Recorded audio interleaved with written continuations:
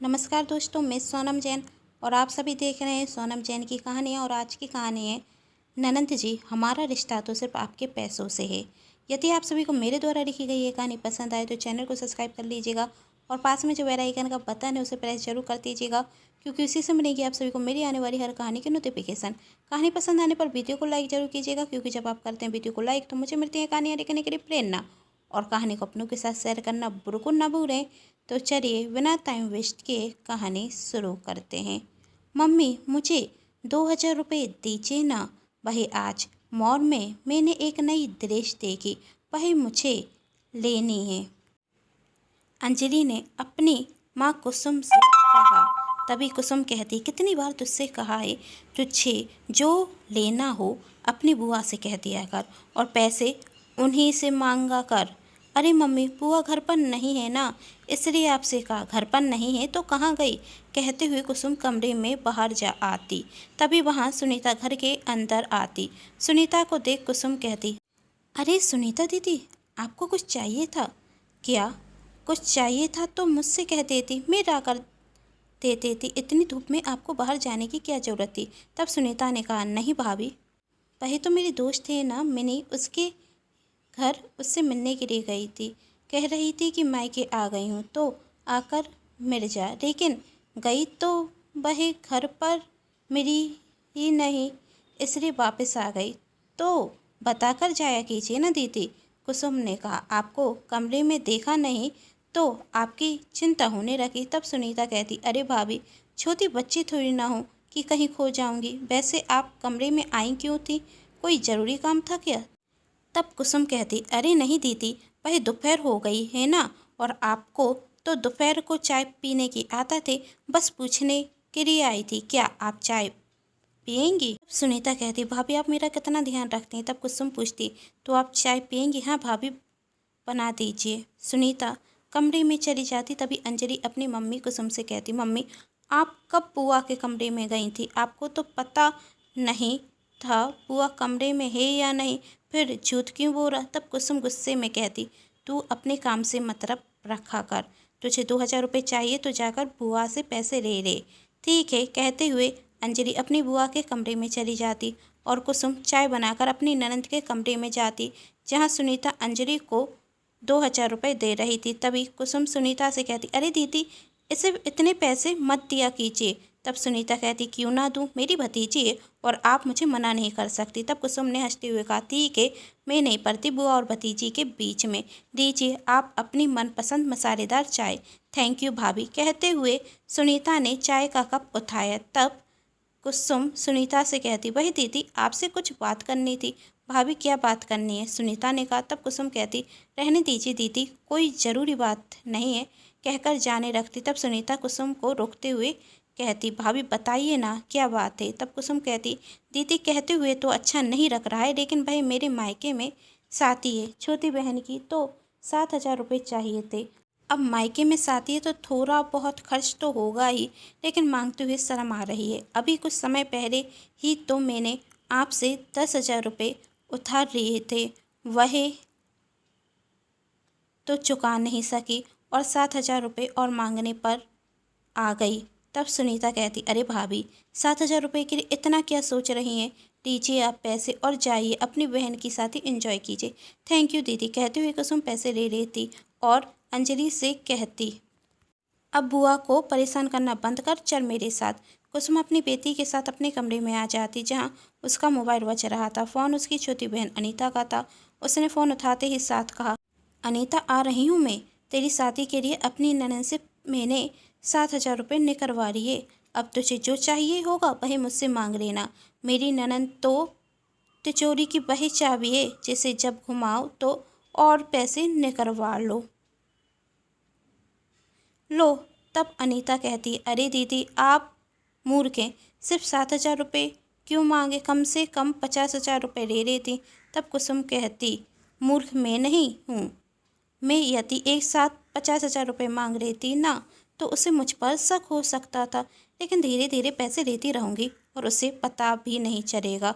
तू बोल, तुझे क्या चाहिए? तब अनीता अपनी डिमांड अपनी दीदी के आगे रख देती। तब कुसुम कहती, इसमें तो कम से कम 10,000 रुपये का खर्च आएगा, लेकिन कोई बात नहीं, अपनी रारी बहन के लिए इतना तो मैं कर सकती हूँ। और वैसे मेरे पास तो तिजोरी की चाबी है, पैसे खर्च करने में मैं कंजूसी क्यों करूं? कहते हुए कुसुम और अनीता दोनों ही जोर से हंसने लगते। ये बात अंजलि सुन रही थी। थोड़ी देर बात करने के बाद कुसुम फोन रख देती।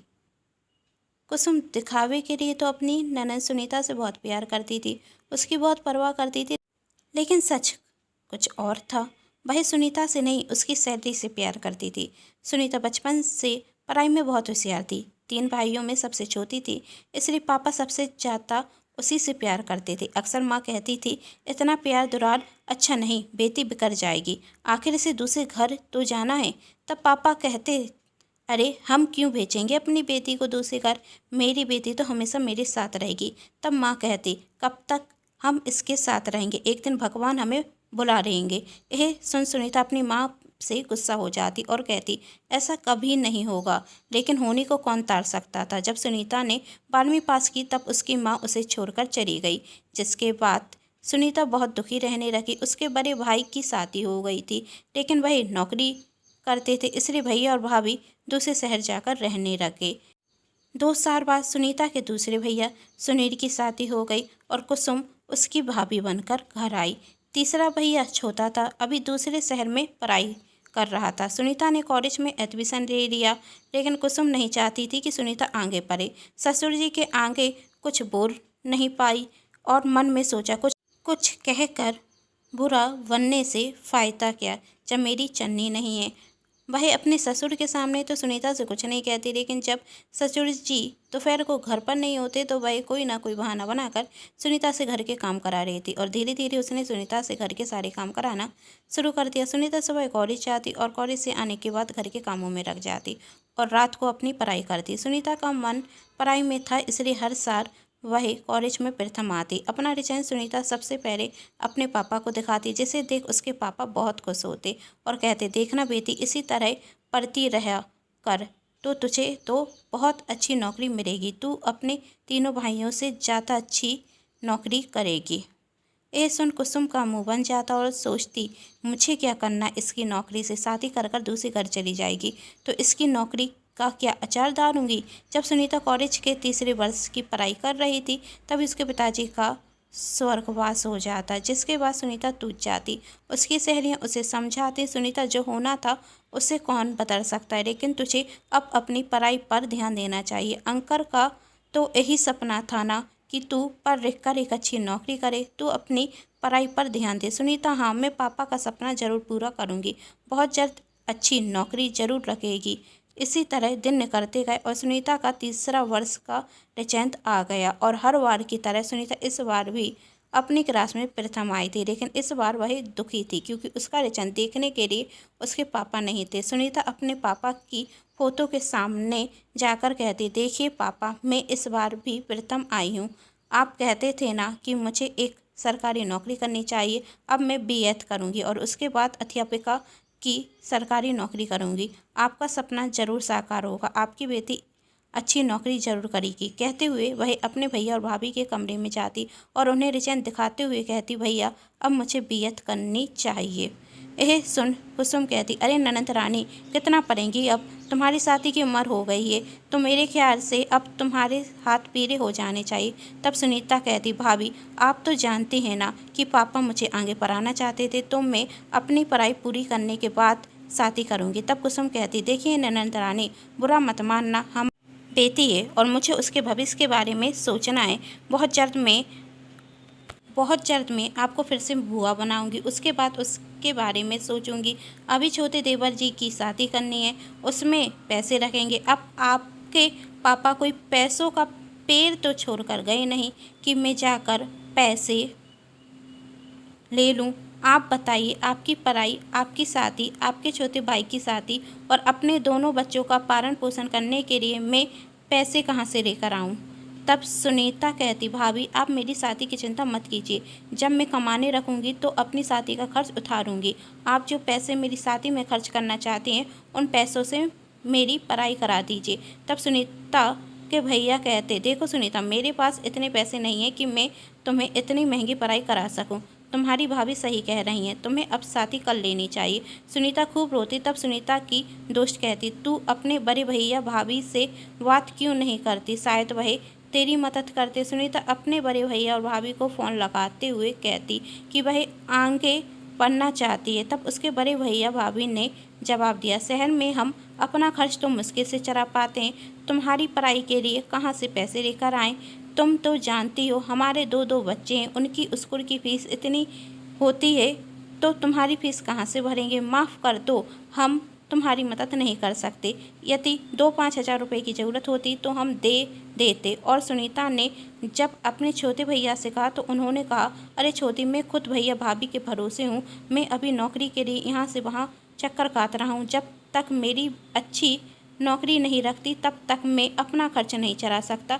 तेरी पढ़ाई के लिए पैसे कहाँ से लेकर आऊँ। अपने तीनों भाइयों के जवाब सुनने के बाद सुनीता दुखी हो जाती। तभी कुसुम सुनीता के कमरे में आकर कहती, यदि रोना धोना हो गया हो तो थोड़े घर के काम कर लो, मैं अकेले कहाँ तक काम करूं। अब सुनीता का दिन घर के कामों में निकलने लगा और सुनीता के मनचरे भैया सुनील अपनी पत्नी कुसुम से कहते, कब तक सुनीता को कुंवारी घर पर बिठाकर रखोगे, अब उसकी शादी तो करनी होगी ना। तब कुसुम कहती है, शादी तो कर दो, लेकिन शादी में पैसे खर्च करने की कोई ज़रूरत नहीं। जानती हूँ कि ससुर जी ने इसकी शादी के लिए पहले से 5 लाख रुपए छोड़कर रखे हैं, लेकिन मैं पैसे खर्च नहीं करने दूंगी। उन पैसों से हमारे बच्चों का भविष्य होगा। तब सुनील ने कहा, तुम्हें क्या लगता है इतनी आसानी से सारे पैसे खर्च कर दूंगा मैं। कुछ महीने निकलने के बाद कुसुम सुनील से कहती कि मेरी नज़र में सुनीता के लिए अच्छा रिश्ता है, और ख़ास बात तो यह है, लड़के वालों को दहेज नहीं चाहिए, इससे अच्छा रिश्ता तो हमें मिलेगा नहीं। सुनील ने कहा, शुभ काम में देरी कैसी, मैं कर लड़के वालों से मिलकर आता हूँ। दूसरे दिन सुनील लड़के वालों से मिलकर आता और रिश्ते के लिए हाँ कर देता। कुछ दिनों बाद लड़का अपनी माँ के साथ सुनीता को देखने के लिए आता तो वह सुनीता से शादी करने के लिए हाँ कर देते, और कुछ समय बाद सुनीता की शादी रवि से हो जाती। और शादी के बाद रवि सुनीता से कहता कि मैं इस दुनिया में सबसे ज़्यादा प्यार अपनी माँ से करता हूँ। पापा के जाने के बाद उन्होंने अकेले मुझे संभाला है, इसलिए शादी के पहले मैंने आपके भैया से कह दिया था कि मैं उसी लड़की से शादी करूँगा जो मेरी माँ का पूरा ध्यान रखेगी। और आपके भैया ने मुझसे कहा था कि मेरी बहन अपनी सासू माँ का ख्याल बिल्कुल अपनी माँ की तरह रखेगी। तो इन सब बातों के बारे में पहले पता होगा। सुनील ने सुनीता से इस सब के बारे में कुछ नहीं कहा था, लेकिन उसे अपनी सास की सेवा करने में कोई बुराई परेशानी नहीं थी, इसलिए वह हाँ में से हिला देती। तब रवि सुनीता से कहता है, आप सोच रही होंगी कि मैं अजीब और गरीब शर्त क्यों रखा है। इसका कारण यह है कि मेरे बड़े भैया की शादी होने के बाद वही जैसे हमें भूल गए, भाभी के साथ जाकर शहर में रहने लगे, और शहर जाने के बाद उन्होंने हमें याद तक नहीं किया। इसलिए 36 साल के होने के बाद मैंने अभी तक शादी नहीं की, क्योंकि मैं शादी ही नहीं करना चाहता था, लेकिन माँ की जिद थी इसलिए शादी की। अब सुनीता हर दिन सुबह घर के कामों में लग जाती है और अपनी सास की सेवा करती है। रवि सुनीता से खुश था। धीरे धीरे वक्त निकलता जाता और 2 महीने बाद सुनीता की सहेली सुनीता से मिलने के लिए आती और कहती, तूने अपनी आगे की पढ़ाई के बारे में कुछ सोचा है। तब सुनीता ने कहा, सोचा, मैंने तो अब सोचना बंद कर दिया। जो सपना साकार नहीं हो सकता उसके बारे में सोचकर क्या फ़ायदा। तुम तो जानती हो, शादी के पहले जब तीनों भाइयों से कहा था तो उन्होंने मना कर दिया, इसलिए तो कह रही हूँ, भाइयों ने मना किया है तो एक बार अपनी सास और पति से कहकर देखो, शायद हाँ करते। सुनीता की सहेली कहती। तब सुनीता कहती, ऐसा नहीं होगा, तुम तो जानती हो कि मेरे पति कम पढ़े लिखे हैं, तो क्या वह चाहेंगे कि उनकी पत्नी पढ़ लिख कर नौकरी करे, और तुम्हें तो पता ही है कि हमारे पास पैसों की कोई कमी नहीं, तो नौकरी के लिए कोई हाँ कहेगा भी नहीं। तब सुनीता की सहेली कहती, एक बार पूछने में क्या जाता है, पूछ कर तो देख लो। सुनीता ने कहा, तू कहती है तो देख लेती हूँ, लेकिन मुझे उम्मीद है जवाब नहीं होगा। सुनीता की सहेली वहाँ से चली जाती और दूसरे दिन जब सुनीता अपने पति और सास को खाना सर्व कर रही थी तभी वह कहती, मम्मी जी, मैं आगे पढ़ना चाहती हूँ, बीए तो मैं कर चुकी हूँ, बीएड करना चाहती हूँ और उसके बाद एक अच्छी नौकरी। यह सुन रवि कहता, तुम्हें कोई परेशानी है क्या? नौकरी करने की क्या ज़रूरत, हमारे पास कौन सी पैसों की कमी है, क्यों नौकरी कर कर परेशान होना चाहती हो? तब सुनीता कहती, नौकरी करने से मुझे परेशानी नहीं होगी। तब सुनीता की सास ने कहा, इसमें ही तुम्हारी खुशी है तो तुम सास आगे पढ़ाई कर लो। तब रवि कहता, पर माँ आप। तब रवि की माँ रवि को रोकते हुए कहती है, मेरी चिंता मत कर बेटा, और बहू थोड़ी ना कह रही है कि नौकरी रखने के बाद वही मुझे भूल जाएगी। तब सुनीता भी कहती, आप माँ जी की चिंता मत कीजिए, मैं नौकरी करूँगी या ना करूँ, मेरा पहला कर्तव्य माँ जी की सेवा ही होगा, मैं उनकी हमेशा सेवा करती रहूँगी। यह सुन रवि कहता, ठीक है, जैसी तुम्हारी मर्जी। सुनीता का एडमिशन बीएड कॉलेज में हो जाता और पढ़ाई पूरी करने के बाद और सभी एग्जाम देने के बाद सुनीता को सरकारी अध्यापक की नौकरी मिल जाती, जिसके बाद सुनीता बहुत खुश होती। सुनीता की नौकरी उसके पास वाले गांव में ही रखी हुई थी और अब सुनीता सुबह जल्दी उठकर घर के काम करती, अपनी सास और पति के लिए सुबह नाश्ता तैयार कर कर उसको पढ़ाने के लिए चली जाती। अब सुनीता अपनी नौकरी और घर दोनों को ही देख रही थी। सुनीता अपनी नौकरी के साथ साथ घर पर भी ध्यान दे रही थी, इसलिए रवि और उसकी सास दोनों ही खुश थे। अब ननंद जी की नौकरी रखी थी, ननंद जी पैसे कमाने रखी थी, इसलिए कुसुम अपने पति और बच्चों के साथ उनसे मिलने के लिए आती और मिठाई और नई साड़ी देते हुए बधाई देती। शादी के बाद आज तक कुसुम ने कभी भी इतनी महंगी साड़ी सुनीता को नहीं दी होगी जो आज दी थी। कुसुम तो इस लालच में सुनीता के पास आई थी कि नौकरी रख गई है तो कुछ पैसे मांग लूँगी, लेकिन सुनीता ने 1 रुपये भी नहीं दिया और कुसुम खाली हाथ वहाँ से चली जाती तो वह अपने पति से कहती, देख रही है अपनी बहन को, मैंने इतनी महंगी साड़ी दी, उसे सबसे महंगी मिठाई लेकर आई और उसने मुझे 1 रुपये भी नहीं दिया, पैसे मुझे नहीं दिए तो बच्चों को दे देती ना। तब सुनील ने कहा, तुम तो मूर्ख हो, जब उसने हमसे पढ़ने के लिए कहा था तो हमने उसे पढ़ाने से मना कर दिया और उसकी शादी में 1 रुपये भी खर्च नहीं किया, तो वह हमें क्यों पैसे देने रखी भरा। इसी तरह 6 महीने निकल गए। एक दिन रवि सुनीता से कहता, सुनीता मुझे कुछ ज़रूरी काम से शहर जाना है, तो तुम माँ का और अपना अच्छे से ध्यान रखना, और हाँ, यदि माँ की तबीयत ज़्यादा खराब हो तो तुम छुट्टी ले लेना, माँ के पास ही रहना, आजकल मैं देख रहा हूँ उनका स्वास्थ्य ठीक नहीं रहता। सुनीता ने रवि से कहा, चिंता मत कीजिए, यदि ज़रूरत पड़ी तो मैं छुट्टी ले लूँगी, माँ जी का मैं पूरा ख्याल रखूँगी। सुनीता अपनी सास की दवा का, खाने का, हर चीज़ का ध्यान रखती है। और एक दिन सुनीता की सास की तबीयत बहुत ख़राब थी, लेकिन सुनीता का स्कूल जाना भी ज़रूरी था, तो वह अपनी सासू माँ को दवा बताकर चली जाती। सुनीता स्कूल गई हुई थी और रवि भी घर पर नहीं था। सुनीता की सास को प्यास लगती तो वह देखती कि बहू पानी रखना तो भूल गई है।